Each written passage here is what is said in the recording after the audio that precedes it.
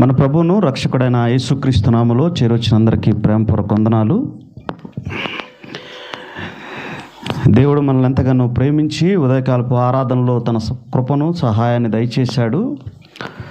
ఈ యొక్క రాత్రికాల సమయంలో ఈ యొక్క ప్రాంతంలో దేవుడు మరి యొక్క అవకాశాన్ని మనకి ఇచ్చాడు. తన మాటలను జ్ఞాపకం చేసుకోవడానికి కొద్ది సమయం దేవుని యొక్క మాటలు మనం జ్ఞాపకం చేసుకుందాం.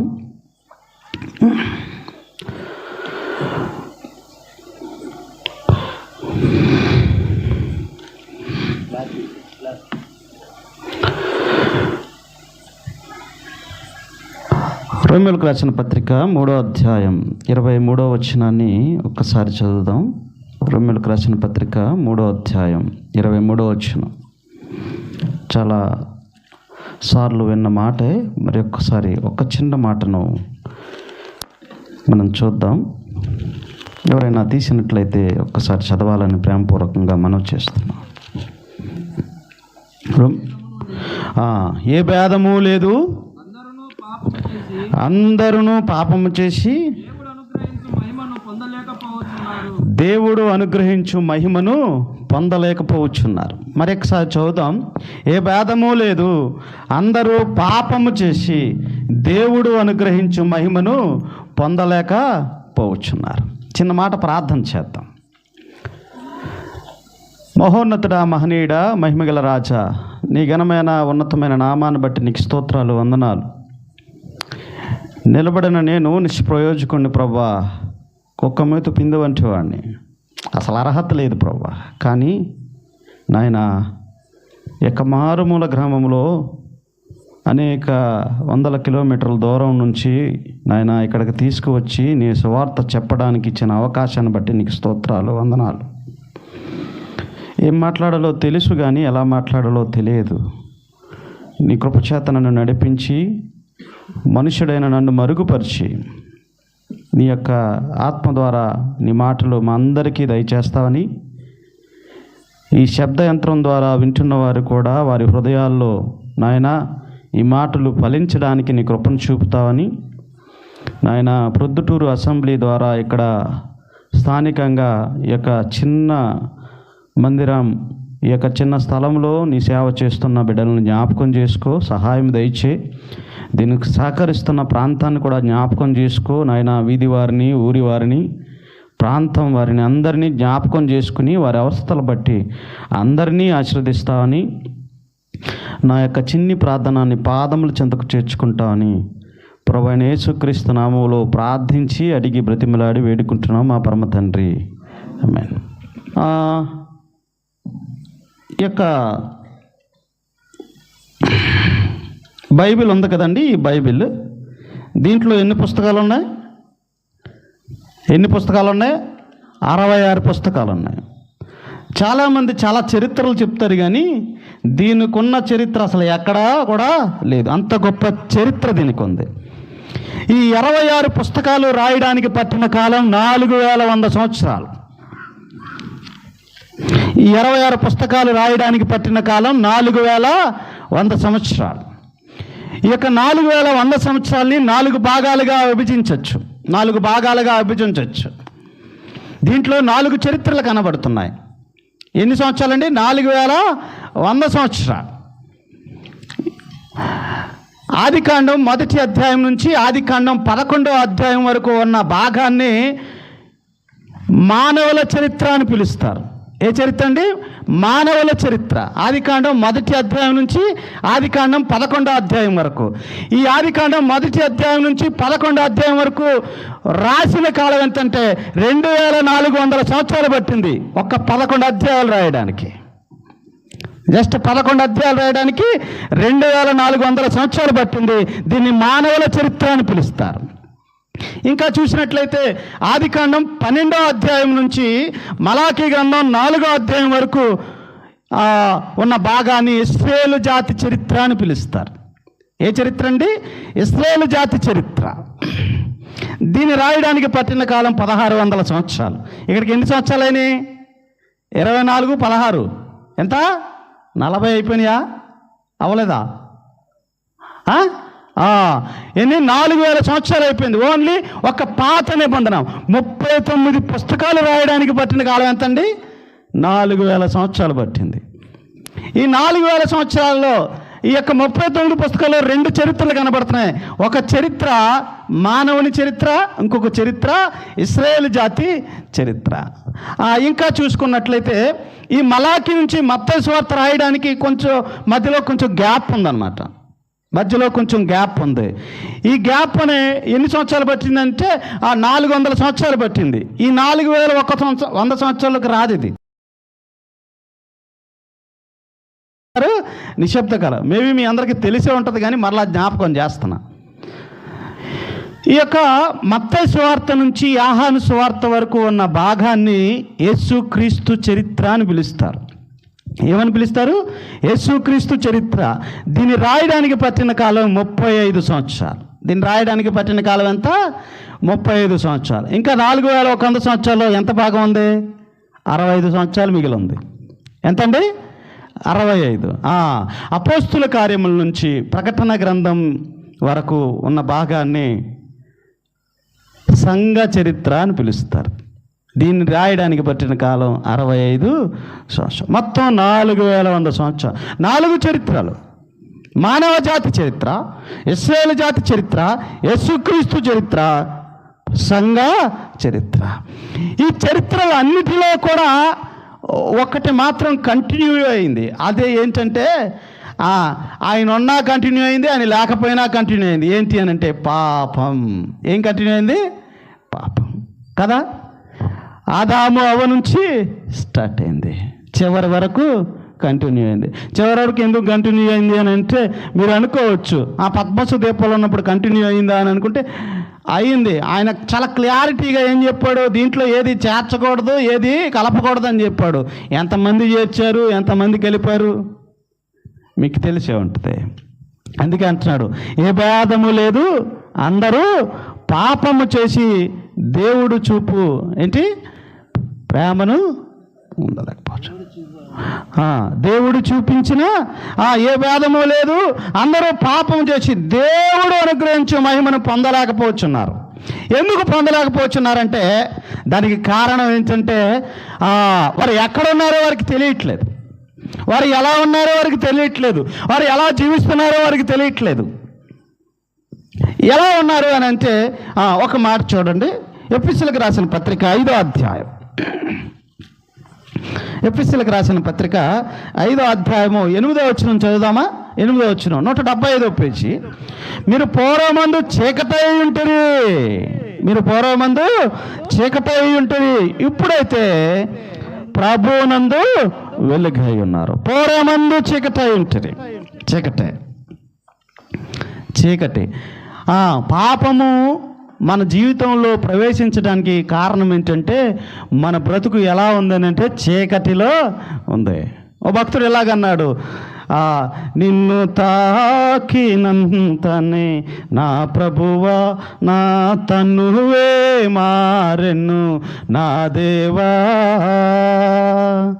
చీకటి బ్రతుకు నాది, చీదరి తన్ను నాది, చీకటి బ్రతుకు నాది, చీదరి తన్ను నాది, ఎదురుగా నిన్ను చూడలేక,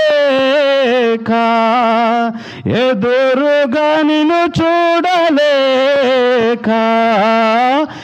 ఏది చేయ గతి లేక, నిన్ను తాకినంతనే నా ప్రభువా. చీకటి బ్రతుకు. అసలు ఈ చీకటి మన జీవితంలో ఉంది, కానీ దాన్ని మనం గుర్తించలేని పరిస్థితుల్లో ఉన్నాం. చాలామంది ఎలా అంటారంటే ఒక చిన్న మాట, చీకటి మీరు పూర్వమందు చీకటి ఉంటుంది, ఇప్పుడైతే ప్రభువునందు వెలుగే ఉన్నారన్నాడు. కానీ లోకాసు వార్త 1వ అధ్యాయంలో దాని గురించి ఇంకొక మాట చెప్తున్నాడు. లోకాసు వార్త 1వ అధ్యాయము 79వ వచనంలో నేను చదువుతున్నాను. ఆఖరి లైన్ చూడండి, 79వ వచనం, 50వ పేజీ, 79వ వచనం, 1వ అధ్యాయం 79వ వచనం. చీకటిలోను ఏంటంటే మరణాఛాయలోను కూర్చుండు వారికి వెలుగిచ్చుటకై ఆ మహావాత్సల్యమును బట్టి పైనుండి ఆయన మనకు అరుణోదయ దర్శనమును మనకు అనుగ్రహించను. చీకటిలోను మరణాఛ అంటే ఏంటి తెలుసా? మరణాఛ అంటే ఏంటి అవనస్తులారా? మరణాఛ అంటే ఏంటి? మరణాఛ అంటే ఏంటి చెప్పగలరా? దీనికి ఇంకొక పేరు ఉంటుంది, మరణం యొక్క నీడ అని కూడా చెప్పచ్చు. మరణం యొక్క నీడ ఇంగ్లీష్లో చెప్పాలంటే షాడో ఆఫ్ డెత్. అంటే చీకటిలోను మరణాఛ అంటే ఏంటంటే ఫర్ సపోజ్ కరోనాను గుర్తు చేసుకుంటే మనకి ఎక్కువగా వినబడిన మాట ఏంటి?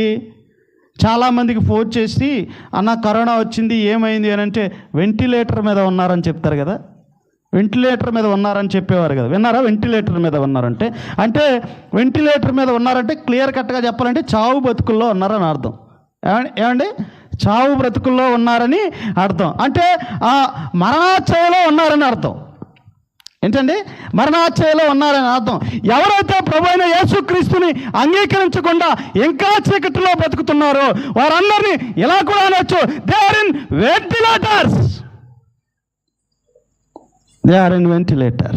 ఇక్కడ కూర్చున్నవారైనా సరే మీలో ప్రభు లేకపోతే మీరు ఇంకా చీకటిలో ఉన్నారని అర్థం. మీరు చీకటిలో ఉన్నారని అర్థం. చీకటి అంటే ఇప్పుడు రాత్రికాలం వచ్చే చీకటి అనుకుంటున్నారా? లేదంటే వెలుగంటే పగలొచ్చే వెలుగు అనుకుంటున్నారా? నీ జీవితంలో వచ్చే వెలుగు అంటే జీవితంలో వచ్చే వెలుగు అంటే చాలామందికి అర్థమయ్యే భాష ఏంటంటే నాకు సంపూర్ణమైన ఆస్తులు ఐశ్వర్యాలు అంటే నేను మంచిగా ఉన్నట్టు వెలుగులో ఉన్నట్టు అని అనుకుంటూ ఉంటారు. అది ఎంత మాత్రం కాదు ప్రియులారా, అది ఎంత మాత్రం కాదు. పౌలు ఎలాగన్నాడట? ఏమన్నాడు తెలుసా? పూర్వమందు చీకట్లో ఉన్నవారు కారు మీరు. ఏమంటున్నాడు? ఎపిసీలకు రాసిన పత్రికలేమో పూర్వమందు మీరు చీకటై ఉంటుంది, ఇప్పుడైతే వెలుగై ఉన్నారని చెప్పాడా? చెప్పాడు. కానీ కొన్ని సందర్భాల్లో ఏమన్నాడు తెలుసా? ఏమన్నాడంటే నేను చదివాను, ఒక పత్రికలో, ఒక పుస్తకంలో చదివా, ఒక నెగటివ్లో చదివా. ఏమన్నాడు తెలుసా? మీరు పూర్వమందు చీకటై ఉంటుంది కాదు అని అంటున్నాడు. ఇంకేమన్నాడు తెలుసా? చీకటి క్రియలు చేయడం కాదు, మీరు పూర్వమందు చీకటై ఉంటుంది కాదు, మీరు చీకటి క్రియలు చేయడం కాదు, చీకటిలో జీవిస్తున్నవారు మీరు కాదు అని అంటున్నాడు. ఏమన్నాడు తెలుసా? ఆఖరిగా మీరే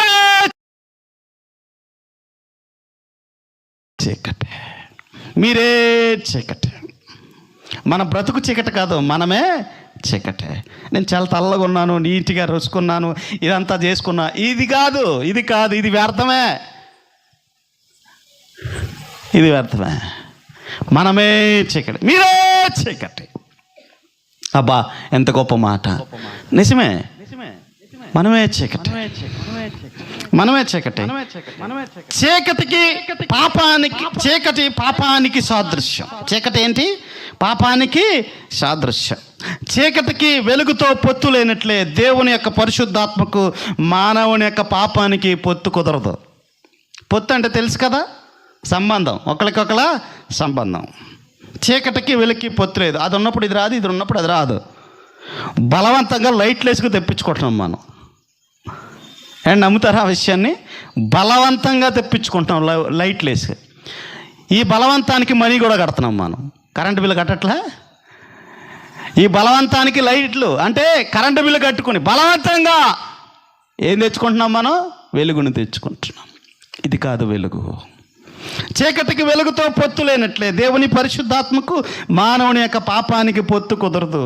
మనలో ఉన్న చీకటిని పాలద్రోయలడ యేసు ప్రభు సిలువలో చనిపోయాడు కనుక ప్రియులారా, ఈ శబ్దయంత్రం ద్వారా వింటున్న ప్రియులారా, అమ్మలారా, అక్కలారా, అయ్యలారా, దేవుని యొక్క పరిశుద్ధాత్మ మానవుని యొక్క పాపము ఎదురెదుగా ఎక్కడ కలుసుకున్నాయి తెలుసా? సిలువలో కలుసుకున్నాయి. దేవుడి మాట ఎందుకు అన్నాడో నాకు చాలా బాగా అర్థమవుతుంది. ఏమన్నాడు? నక్కలకు బొరియలుండెను, ఆకాశ పక్షులకు గూళ్ళుండెను, మనుష్య కుమారుడు తలవాల్చుకున్నటకు స్థలమే లేదు. ఏం లేదండి? స్థలం లేదు. కానీ ప్రభువైన యేసుక్రీస్తుకు దొరికిందల్లా స్థలం ఎక్కడంటే సిలువ మీద. ఆకాశానికి భూమికి మధ్యలో వేలాడడానికి ఒక స్థలం దొరికింది, అదే సిలువ మీద. సిలువ మీద మాత్రమే స్థలం దొరికి, ఇంకెక్కడ దొరకలేదు. చాలామంది ఎందుకు రావాలి, ఎందుకు చనిపోవాలనుకుంటా. కానీ ఆయన చనిపోతాడని తెలిసి మరి ఈ లోకానికి వచ్చిన ఏకైక వ్యక్తి ఎవరంటే ప్రభువైన యేసుక్రీస్తు.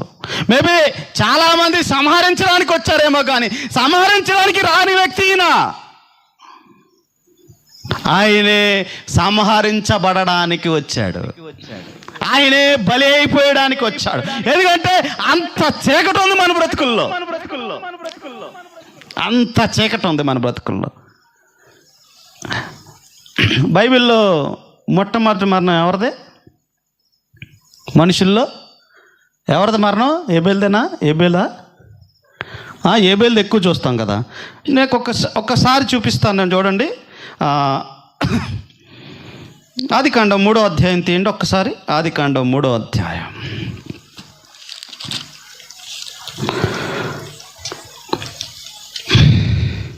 తీసారా? 3వ అధ్యాయం.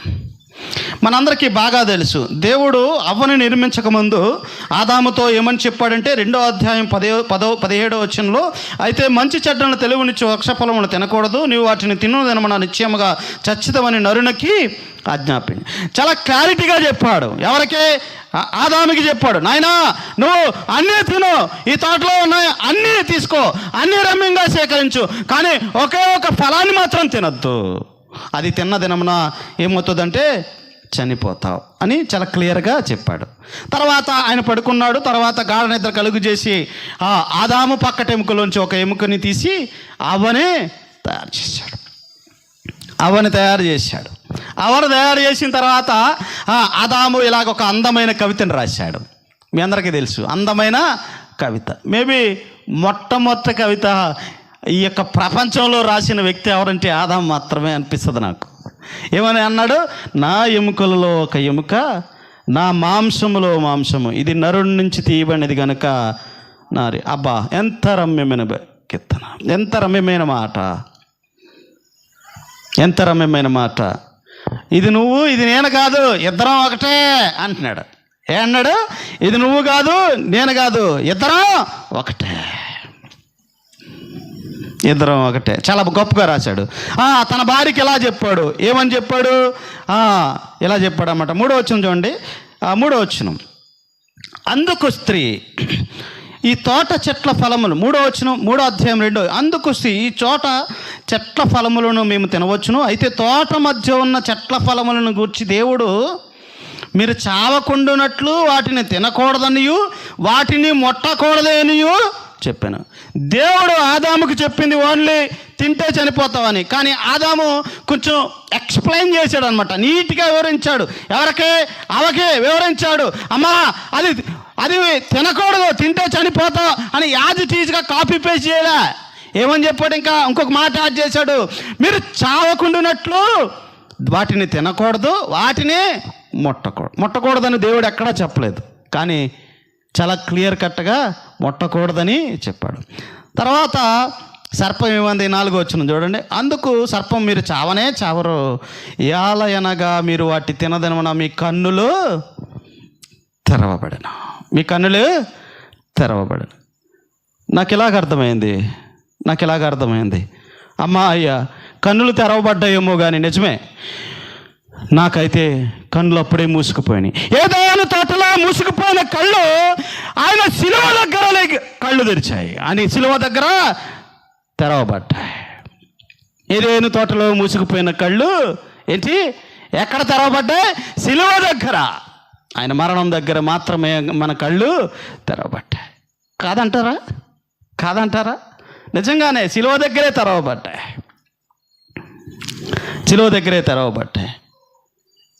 ఎందుకు అనంటే చూడండి, కళ్ళు మూసుకుపోయినాయి.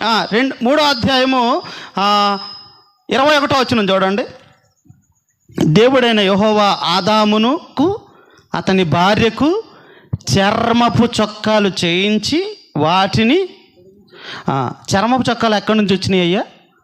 చర్మపు చొక్కాలు ఎక్కడి నుంచి వస్తాయి? ఏదన్నా జంతువు గొర్రెని చంపితే వచ్చి నేను ఇలాగ అంటున్నాను, మన సిగ్గును కాపాడడానికి ఆనాడు గొర్రె చనిపోయింది, మన బ్రతుకును కాపాడడానికి ప్రభువైన యేసుక్రీస్తు చనిపోయాడు. అర్థమవుతుందా ప్రియులారా? మన సిగ్గును కాపాడడానికి ఆనాడు గొర్రె చనిపోయింది. ఆ గొర్రె చర్మం ద్వారా ఆ యొక్క ఆదాముకి ఆమెకి చొక్కాలు కుట్టించాడు. మన బ్రతుకునే కాపాడడానికి ప్రభువైన యేసుక్రీస్తు సిలువలో చనిపోయి. ఎంత గొప్ప దేవుడు మన దేవుడు, ఎంత గొప్ప దేవుడు మన దేవుడు. మొదటి మరణం మొదటి మరణం ద్వారా ఏం జరిగింది? గొర్రె మరణం ద్వారా మన సిగ్గును, ఆయన రాగానే ఏమైంది? చాలామంది చెప్పే విషయాలు ఏంటంటే, ఏదన్నా పాపం చేసి ఏదైనా దోషం చేసి దొరికిపోతే మాట్లాడే మాట ఏంటంటే,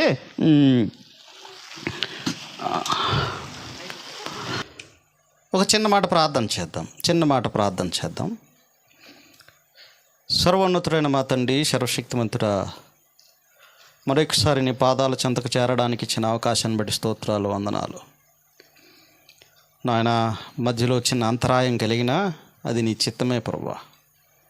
మరలా మా యొక్క మాటలను కొనసాగిస్తుండగా మనుషుడైన నన్ను మరుగుపరిచి నాయన నీ ఆత్మ ద్వారా నింపి మీ బిడ్డలకు అవసరమైన మాటలు వారికి దయచేస్తానని, సర్వశక్తి సంపూర్ణుడు మా బ్రతుకులకు వెలుగైన యేసుక్రీస్తు నామములో ప్రార్థన చేసి అడిగి వేడుకుంటున్నాం పరమ తండ్రి, ఆమేన్. చాలామంది ఎవరైనా ఏదైనా చేసినట్లయితే చాలాసార్లు ఏంటంటే, అరే నువ్వు ఈ తప్పు చేసావంటే నేను కాదండి నా పక్కనోడు చేశాడని గెంటేసే, అంటే పక్కన వాడి మీదకి దోసేసే ఆ తత్వం మనలో ఎప్పటికీ ఉంది. ఎప్పటికీ కూడా ఉంది. లేదంటారా? ఉంది, ఖచ్చితంగా ఉంది. ఆదాము పాపం చేశాడు, అవ్వ కూడా పాపం చేసింది, పండ్లు తినడం ద్వారా పాపం చేసింది. ఆ పాపం చేసిన తర్వాత ఆదాము కూడా ఇలాగ అన్నాడు. ఏమన్నాడు చూడండి, 3:12 ఏమంటున్నాడు? అందుకు ఆదాము, నాతో నుండుటకు నీవు నాకు ఇచ్చిన ఈ స్త్రీయే. ఏంటంటున్నాడు? నాతో నుండుటకు నువ్వు నాకు ఇచ్చిన ఈ స్త్రీయే ఆ వృక్ష ఫలములో కొన్ని నాకు ఇయ్యగా నేనేమి చేయలేదయ్యా, నేనేమి చేయలే, అసలు నేను తప్పే అరగను. తప్పు చేసిందల్లా ఎవరు అంటే, ఇదిగో నేను బాగానే ఉన్నాను, ఖాళీగా ఉన్నప్పుడు నాకు తోడుగా ఈవిని తీసుకొచ్చి నాకు తగిలించు. నువ్వు చెప్పిన మాట నేను విన్నాను, కానీ నా భార్య వినలేకపోయింది, ఆమె నాకు పెట్టింది. అబ్బా, చాలామంది అనే మాట ఏంటి అంటే ఇదే. అలాగని ఇద్దరికి శిక్ష విధించాడో ఒకళ్ళకే విధించాడా? ఇద్దరికి. ఎందుకంటే పైన మాట మర్చిపోకూడదే, నా ఎముకలలో ఒక ఎముక నా మాంసము అంటే ఇద్దరికి సంబంధించి, ఒక్కళ్ళకి సంబంధించింది కాదు, ఇది ఒక్కళ్ళకి సంబంధించింది కాదు, ఇద్దరికి.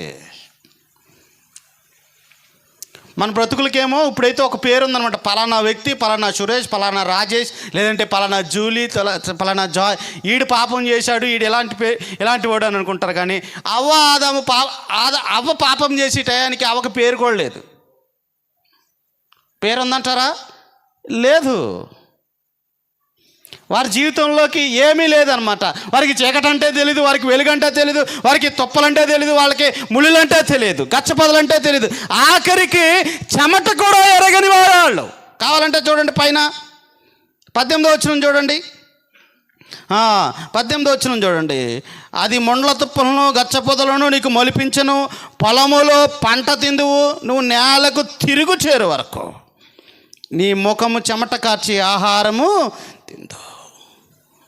ఎలా అనగా నేల నుండి తీయబడుతూ గనుక నువ్వు మన్నే గనుక తిరిగి మన్నైపోదు అని చెప్పాను. ఆదాము తన భార్యకు హవ్వ అని పేరు పెట్టాను. ఏమని పేరు పెట్టాడు? అవ్వా అని పేరు పెట్టాడు. పాపం మన జీవితంలోనికి అవకాశం మనకు తెలుసు, అది తప్పు అని తెలుసు, అది చేయకూడదని తెలుసు. కానీ మన యొక్క శరీరం మాత్రం దాన్ని అంగీకరించదు. శరీరం మాత్రం మనల్ని అంగీకరించదు. మనోనేత్రాలు మూసికిపోయినాయి ఏదైనా తోటలో. మనోనేత్రాలు తెరవబడ్డాయని రాసి ఉంటాయి, నిజమే. కానీ ఏదైనా తోటలో మూసుకుపోయిన కళ్ళు సిలువ దగ్గర సమాధి దగ్గర తెరవబడ్డాయి. సిలువ దగ్గర సమాధి దగ్గర తెరవబడ్డాయి. దేవుని యొక్క పరిశుద్ధాత్మ మానవుని యొక్క పాపము ఎదురెదురుగా సిలువలో కలుసుకున్న మొదటి నుంచి చివరి వరకు నువ్వు జీవించినంత కాలం, ఒకవేళ ప్రి తమ్ముళ్ళు చెల్లెళ్ళు ఇక్కడ ఉన్నారు కాబట్టి తమ్ముళ్ళు చెప్తున్నాను, ఇదిగో మీరు ఇంత సహవాసం చేస్తున్నారు, ఎంతో మంచిగా పరిచయం చేస్తున్నారు, చాలా ఆనందంగా ఉంది, చాలా అద్భుతంగా ఉంది, దేవుని బట్టి దేవుని మహిమపరుస్తున్నా. కానీ ఒక విషయం చెప్తాను. చాలా కాలం ఒక సంఘంలో ఒక యవనస్తుడు ఉండేవాడు. అతను కీబోర్డ్ ప్లేయర్. ఒక 15 ఏళ్ల నుంచి వాయిస్తున్నాడు. 15 ఏళ్ల నుంచి వాయిస్తున్నాడు. 16వ సంవత్సరంలో అతడు ప్రభువుని సొంత రక్షకునిగా అంగీకరించాడు. అంగీకరించిన తర్వాత ఆ యొక్క స్థానిక సంఘ సేవకుడు ఇలాగంటాడు అన్నమాట, తమ్ముడు, ఈ 15 ఏళ్ల జీవితంలో నువ్వు ఎన్నో సార్లు వచ్చి ఈ కీబోర్డ్ వాయించు, ఎంతో రమ్యమైన అన్నీ చేసావు, కానీ ఇదిగో అదంతా వ్యర్థమే. నీ జీవితం స్టార్ట్ అయింది ఈ రోజు నుంచే. ఎంత పరిచయం చేస్తున్నారు. మీలో ప్రభువు లేకపోతే, మీరు ఆ చీకటిని తీసివేయకపోతే, ఇది మీరైనా సరే, ఎవరైనా సరే, వినేవారైనా సరే, శబ్దవంతరం ద్వారా వినేవారైనా సరే, ప్రభువుని అంగీకరించకపోతే అంతా వ్యర్థమే. ఆ చీకటి చాలా ప్రమాదకరం. ఏంటన్నా చీకటి అంటున్నావు? మాకు కళ్ళు బాగానే కనపడుతున్నాయి. We don't have any sight also. అంటే మాకు సైట్ కూడా లేదు, మాకు చీకటి అంటున్నావు. ఏంటంటే నడుస్తున్నావు, జీవిస్తున్నావు, పరిగెడుతున్నావు, తిరుగుతున్నావు, తింటున్నావు, కానీ రక్షణ లేని నాడు నువ్వు చీకటిలోనే ఉన్నట్టు. కావాలంటే సిలువ దగ్గర ఎందుకు తెరవబడ్డాయి అని అంటే ఒక మాట చూద్దాం. మత్తయి సువార్త 27వ అధ్యాయము 45వ వచనాన్ని ఒకసారి మనం చూసినట్లయితే, మత్తయి సువార్త 27వ అధ్యాయము 45వ వచనంలో ఒక మాట కనబడుతుంది. మధ్యాహ్నం మొదలుకొని 3 గంటల వరకు ఆ దేశమంతటా చీకటి కమ్మన. ఎందుకు చీకటి వచ్చింది? ఎందుకు ఆ చీకటి వచ్చింది? మధ్యాహ్నం మొదలుకొని 3 గంటల వరకు ఆ దేశమంతటా చీకటి కమ్మెను. ఇంకా చూసినట్లయితే ఇంకొక మాట చూద్దాం. యెషయా కూడా రాశాడు. 3 చూస్తే ఆయన కూడా ఒక మాట చెప్పాడు. 24-23 587వ పేజీ. దాంట్లో 23లో అంటాడు, చంద్రుడు వెలవెలబోయెను, సూర్యుని ముఖము మారను. ఏంటి అని అంటే చెప్తున్నాను, వెళ్ళానండి. ఇలా చూడండి, సూర్యుడు, చంద్రుడు, నక్షత్రాలు దేవుణ్ణి సృష్టి, అంటే ఇదంతా సృష్టి కదా, సృష్టి దేవుని ఎంతగా ప్రేమించింది అని అంటే, సూర్యుడు, చంద్రుడు, నక్షత్రాలు మేము వెలుగునేమని తిరస్కరించాయి. వెలుగునేమని తిరస్కరించడం వల్ల ఆ దేశం అంతటా అంధకారం కమ్మింది. ఏం కలిగింది? అంధకారం కమ్మింది. ఆకాశ శక్తులు, పాతాళలోక దుర్మార్గులు, యెహలోకాధికారులు, ప్రధానులు, అక్కడ ఉన్నవారు, ప్రస్తుత అంధకార సంబంధులు, లోకనాథులందరూ ఒక్కటి కాగా అదిగో ఆ శిలువలో వేలాడుతున్న ప్రభు అయిన యేసుక్రీస్తుకి వారికి మధ్య యుద్ధం జరిగింది. భూమి అందంతటా అంధకారం కలిగింది. ఆయన ప్రధానులను, అధికారులు నిరాయుధులను చేసి శిలువ జయోత్సవం చేత వారిని పంచిబట్టి మహాత్ముగా వేడుక కనపరిచాడు. ఆ వేడుక కనపరిచినప్పుడు ఆయన ఏం జరిగిందంటే పాపపు రుణపత్రాన్ని ఆయనదిగా స్వీకరించాడు. పాపపు రుణపత్రం. ఆ మాట చదువుతామా? ఒక మాట. కొలసీలకు రాసిన రెండో పత్రిక, కొలసీలకు రాసిన పత్రిక 2వ అధ్యాయం వేడుక కనపరిచాడు, బాహాటంగా వేడుక కనపరిచాడు. 2వ అధ్యాయం 13వ వచనం చూడండి. మరియు అపరాధం వలను శరీరమందు సున్నతి పొందక ఇండుట వలను మీరు మృతులై ఉండగా దేవుడు వ్రాతపూర్వకమైన ఆజ్ఞ వల్ల మన మీద రుణముగాను మనకు విరోధముగా నుండిన పత్రమును మేకులతో సిలువకు కొట్టి దాని మీద చేవ్రాతను తుడిచివేసి మనకు అడ్డము లేకుండా దాన్ని వెత్తి వేసి మన అపరాధములనే చీకటిని తొలగించి క్షమించి ఆయనతో కూడా మిమ్మును ఇలా అనుకుందాం. ఇదిగో ఇప్పుడు ఒక వైట్ పేపర్ ఉందనుకోండి, పలానా జూలీ జో యొక్క పాపాలని ఒక్కొక్కటి రాస్తే ఎన్ని పుస్తకాలు కావాలంటారు? 17 సంవత్సరాల్లో 18 సంవత్సరాల జీవితంలో ప్రభుని సొంత రక్షకునిగా అంగీకరించా. ఈ 18 ఏళ్ల జీవితంలో గర్భవాసిని మొదలుకొని నేను పాపనే, మనం పాపులమే కదా. గర్భవాసి నా తల్లి అన్య పాపంలో ఉండగా అని దావీదు ఎంత గొప్పగా చెప్పాడు. నిజమే, అలా రాసిన ప్రతి పాపాన్ని ఇలా రాసుకుంటూ ఉంటుంటే ఆ అన్ని పాపాలని ఒక్కసారిగా ఆయన రక్తంతో ఇచ్చాడు. మన పాపపు రుణపత్రాన్ని ఆయనదిగా స్వీకరించి మన బ్రతుకుకి వెలుగు రుణపత్రాన్ని ఇచ్చాడు. మన బ్రతుకులకి ఎటువంటి పత్రాన్ని ఇచ్చాడు? వెలుగు రుణపత్రాన్ని ఇచ్చాడు.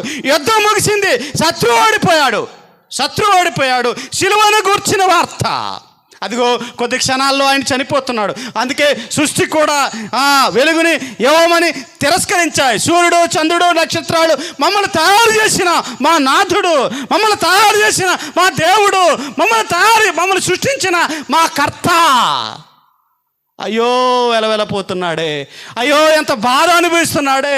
ఇదిగో మమ్మల్ని మా కోసం చనిపోయింటే మేము ఇంకా ఎంత చేసేవాళ్ళం, కానీ ఈ పాపిష్టి జనాల కోసం ఈయన చనిపోతున్నాడా, వీరికి వెలుగు కావాలా అని ఏం చేశాయంటే వెలుగుని ఇవ్వమని తిరస్కరించాయి. చీకటి కమ్మింది. మధ్యాహ్నం మొదలుకొని 3 గంటల వరకు ఆ దేశమంతటా చీకటి. సిలువను గూర్చిన వార్త. దేవుని పరిశుద్ధాత్మకు విజయం కలిగింది, పాపానికి వాటమి కలిగింది. దేవుని పరిశుద్ధాత్మకు విజయం, పాపానికి వాటమి కలిగింది. చీకటి తొలగిపోయింది, వెలుగు కలిగింది. ఒక మాట చూద్దాం, చూడండి. తిమోతికి రాసిన 2వ పత్రిక. వెలుగు కలిగింది, ఎలా కలిగిందో ఒక మాట. తిమోతికి రాసిన 2వ పత్రిక 1వ అధ్యాయము 10వ వచనం నేను చదువుతున్నాను, చూడండి. 10వ వచనం చూడండి. ఆఖరి లైను, క్రీస్తు యేసు మరణము నిరర్థకము చేసి జీవమును అక్షయతను స్వార్థ వలన జీవమును అక్షయతను స్వార్థ వలన వెలుగులోనికి తెచ్చాను. అమ్మా ఇలా అనుకుందామా అమ్మా, ఆయన పడిన ఒక స్వార్థ, ఆయన ఆ పొందిన మరణం ఒక స్వార్థ, ఆయన శిలువ ఒక స్వార్థ. ఈ మాట నమ్మదగినది. ఏదనగా మనం ఆయనతో కూడా చనిపోయిన వారమైతే ఆయనతో కూడా బ్రతుకుతాము అనే మాట 2:11 ఉన్నది. జయించాడు, మనల్ని నిత్యత్వ జయశాలులుగా చేశాడు.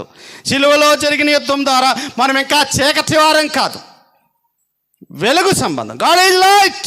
వెలుగు సంబంధంలో చీకటిలో నుంచి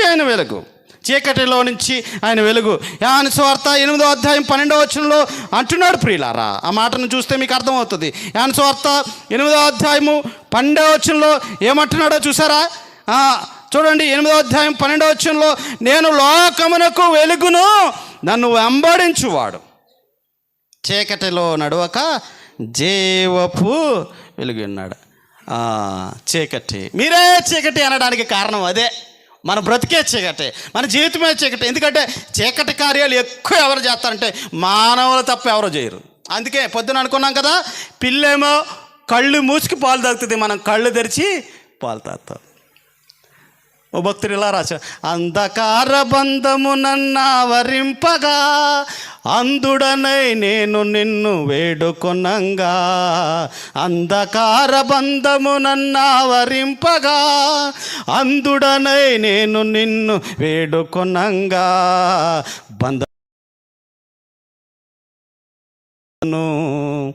బంధము తెంచెను బ్రతికించెను నన్ను. ప్రేమా ప్రేమా ప్రేమా ప్రేమా ఎంత మధురమో నా యేసుని ప్రేమ, ఎంత మధురమో నా యేసుని ప్రేమ. నిజమే, ప్రేమ చాలా మధురమైనది, చాలా మధురమైనది. ఎంత మధురమైనదంటే నీ జీవితం నా జీవితంలోనికి వెలుగు రావడానికి తన వెలుగునంతటిని, అంటే ఆయన మొత్తము మన కోసమే త్యాగం చేసిన మహనీయుడు మన ప్రభువైన అయిన యేసుక్రీస్తు. నువ్వు ఇంకా ప్రియ తమ్ముడు, చెల్లి, అక్క, అమ్మ, అయ్య, శబ్దయంత్రం ద్వారా వింటున్న ప్రజలారా, లేదు నా జీవితం చాలా బాగుంది, చాలా రమ్యంగా ఉంది, చాలా మంచిగా సజావుగా సాగుతుందని అనుకుంటున్నారేమో. కాదు, అదేది కాదు. దేవుడు తప్ప ఎవరూ మనల్ని బాగు చేయలేడు. దేవుడు తప్ప ఎవరూ మన చీకటిని తీసివేయలేరు. కావాలంటే ఆ మాట చెప్తున్నాడు పేతురు రాసిన మొదటి పత్రిక 2వ అధ్యాయము 9వ వచనంలో ఆ మాట, ఎవ్వరూ మన చీకటిని తొలగించలేరు. పేతురు రాసిన మొదటి పత్రిక 2వ అధ్యాయము 9వ వచనంలో చూడండి, 215వ పేజీ. అయితే మీరు చీకటిలో నుండి ఎక్కడున్నాం? ఎక్కడున్నాం? ఈ బలవంతంగా తెచ్చుకున్న లైట్స్ ద్వారా వెలుగు కాదు. ఇందాక చెప్పాను కదా, ఇది బలవంతంగా తెచ్చుకున్నదే. ఏదైనా బలవంతంగా తెచ్చుకుందే. లో ఉంటే అది కూడా బలవంతంగానే మాట్లాడుతున్నాం, డబ్బులు కట్టి మాట్లాడుతున్నాం. నేరుగా మాట్లాడుతున్నావా? కాదే. నేరుగా మాట్లాడేది, ఉచితంగా మాట్లాడేది ఒకే ఒక వ్యక్తి, ఆయనే మన ప్రభువైన అయిన యేసుక్రీస్తు. ఇదిగో నీ తలను పైకెత్తి, ప్రభువా నేను పాపం చేశాను, నన్ను క్షమించు, నన్ను కాపాడు ప్రభువా, నువ్వే నన్ను రక్షించాలి, ఇంకెవరూ రక్షించలేరు అని డైరెక్ట్గా మాట్లాడచ్చు. ఆయనతోటి డైరెక్ట్గా మాట్లాడచ్చు. దీనికి పెద్ద ఖర్చు ఏం అవసరం లేదు, మూల్యం చెల్లించిన అవసరం లేదు. ఒక హృదయాన్ని అర్పిస్తే చాలు, ఒక హృదయాన్ని వచ్చేది. మన జీవితాల్లో ఫ్రీగా వచ్చేది ఏంటంటే మాటలు మాత్రమే. ఫ్రీగా వచ్చేది ఏంటి? మాటలే. ఎలా పడితే అలా మాట్లాడమండి, ఎలా పడితే అలా మాట్లాడుతూ ఉంటాం. ఈయన ఆకాశము భూమికి మధ్యలో పైన ఎక్కడో ఉన్నాడు, కొన్ని వేల కిలోమీటర్ ఎక్కడో ఉన్నాడు, కానీ డైరెక్ట్గా ఆయన వైపు చూసి, నాయనా ప్రభువా నన్ను రక్షించు అంటే రక్షించగల సమర్థుడు ఆయనే.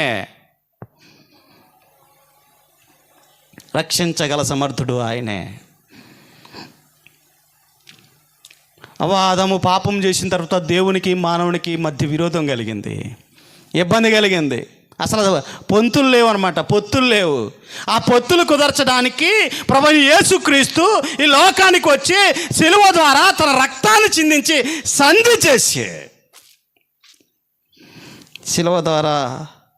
చేసి మన బ్రతుకులకి మనకి అర్థాన్ని కలుగు చేయడానికి మన ఉభయల్ని ఏకం చేశాడు. మధ్యలో ఉన్న గోడను తీసివేశాడు. ఎలా చెప్పొచ్చు, ఇప్పుడు మామూలుగా వరద వచ్చింది అనుకోండి, గోడలు పోతాయి కదా, ఇల్లు పోతాయి, వాటర్ ప్రవాహం ఎంత దారుణంగా ఉంటుంది. ఇదిగో మనకి దేవునికి మధ్యలో ఉన్న ఆ పాపపు గోడ చూడండి. ఇక్కడ ఏమన్నాడు? అయితే మీరు చీకటిలో నుండి ఆశ్చర్యకరమైన తన వెలుగులోనికి మిమ్మల్ని పిలిచిన వాని గుణాతిశయములను ప్రచురము చేయ నిమిత్తము